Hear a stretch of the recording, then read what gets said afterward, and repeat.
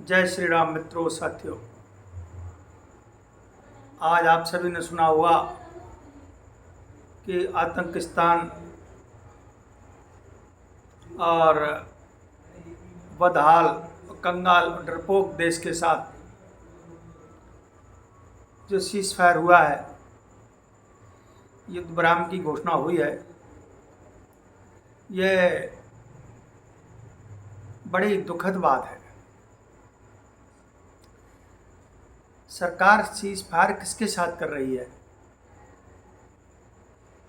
सेना के साथ, कि आतंकवादियों के साथ, कि सरकार के साथ, कि वहाँ के जो मुल्ला मौलवी उनके साथ? वहाँ कोई प्रशासनिक और वैधानिक संवैधानिक लोकतांत्रिक ढांचा ही नहीं है। जिस देश के पास लोकतांत्रिक संवैधानिक व्यवस्था नहीं है, भाई किसी लोकतांत्रिक देश के साथ, वैधानिक देश के साथ आखिरकार भारत की सरकार, केंद्र सरकार सीज फायर किसके साथ कर रही है? इस समझ से ये परे है। जिस देश में कोई कानून व्यवस्था नहीं, ये पता नहीं कि वहाँ सरकार कौन चला रहा है, सरकार चला रही है, देश चला रही है, कि सेना चला रही है, कि आतंकवादी चला रहे हैं, कि वहाँ धार्मिक लोग, ये शरिया से देश चल रहा है, कोई समझ में ही नहीं आता।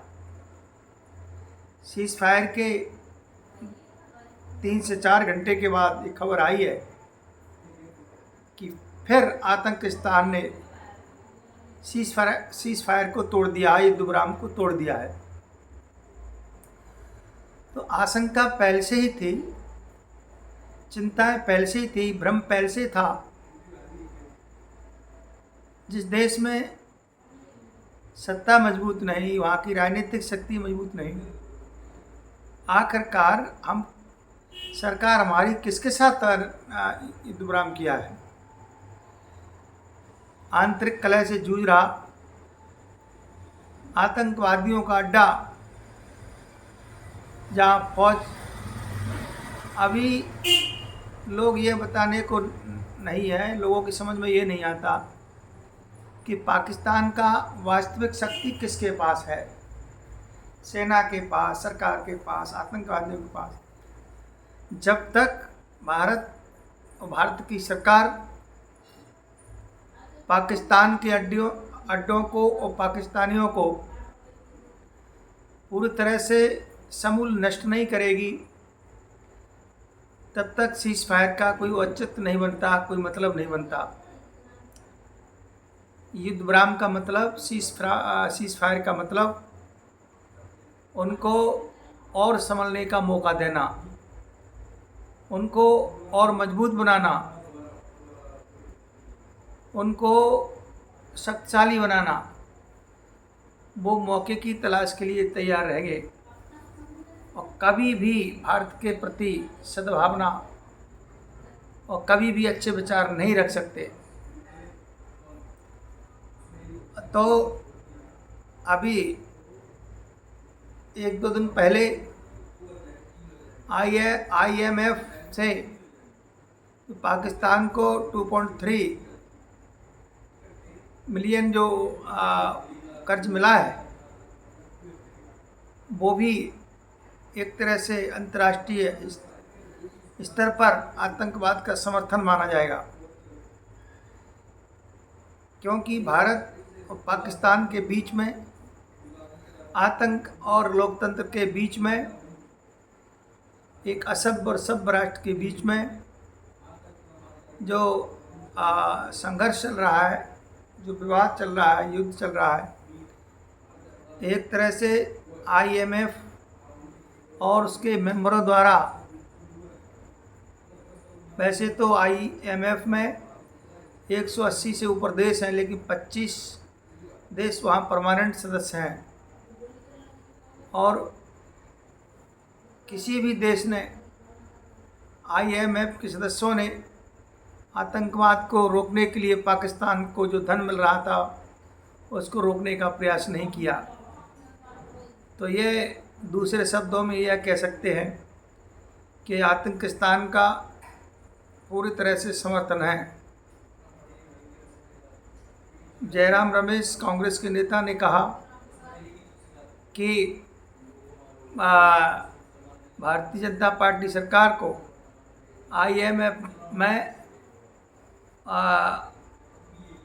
पाकिस्तान को मिल रहे धन को रोकना था, लेकिन भारत उसमें IMF में मतदान नहीं होता, किसको देना है किसको नहीं देना, उसमें एक तरह से ऐसी व्यवस्था नहीं है।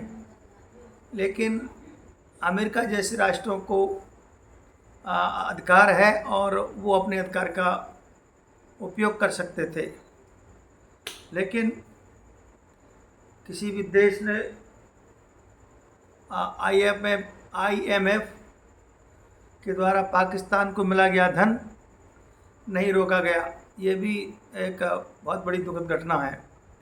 सीज़ फायर भी एक दूसरे नंबर की दुखद घटना है। जब तक पाकिस्तान में आतंकवादी अड्डों को और वहाँ की सरकार सेना को सबक नहीं सिखाया जाए, तब तक सीज़ फायर का कोई मतलब नहीं है।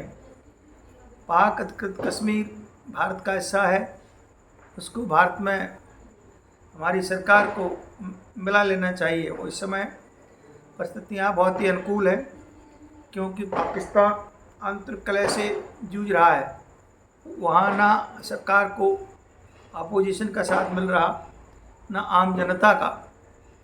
इसलिए इस समय पाकिस्तान की स्थिति बहुत ही दयनीय और बहुत ही ख़राब है।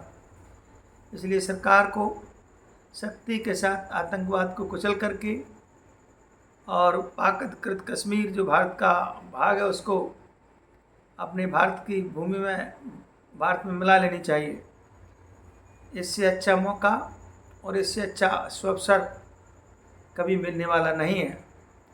सरकार सीज़ फायर का उल्लंघन तो लगातार पाकिस्तान कर ही रहा है, आतंकिस्तान कर रहा है, वहाँ की फ़ौज कर रही है, वहाँ के आतंकवादी कर रहे हैं।